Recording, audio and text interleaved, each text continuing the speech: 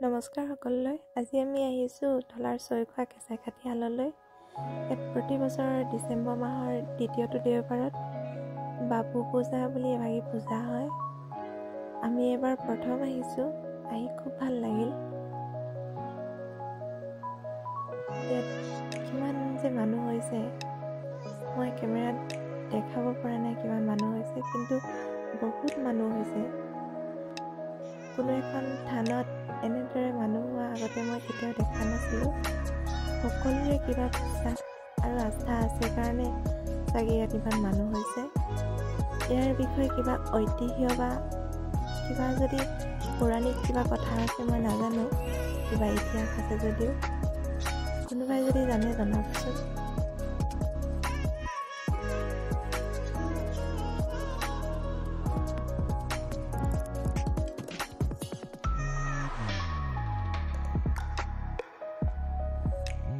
ইয়াতে কেইখনমান ফটো উঠাই আমিও কাষতে থকা ভণ্টি এজনী ঘৰত সোমালোঁ।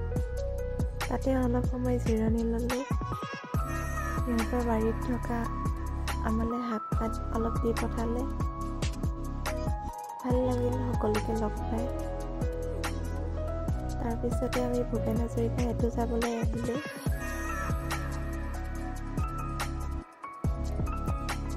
ইয়াত ভূপেন হাজৰিকা সেতুতো বহুত মানুহ হৈছিল। সকলোৱে ৰৈ ফটো মাৰিছিল। আমাৰ কিন্তু ফটো মাৰিবলৈ নহ'ল, কাৰণ ৰাতিপুৱাই ওলাই গৈছিলোঁ যিহেতু বহুত ভাগৰো লাগিল। সেইবাবে লৰালৰিকৈ চাই আমি বেলিটো মূৰতে লৈ ঘৰমুৱা হ'লোঁ।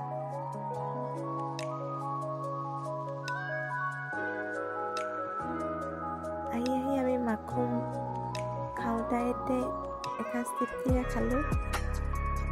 আৰু প্ৰথমবাৰৰ কাৰণে ভিডিঅ' বনাইছোঁ, সেইবাবে অলপ ভয়ো লাগিছে, নাৰ্ভাছো ফিল হৈছে। বেয়া নাপাব।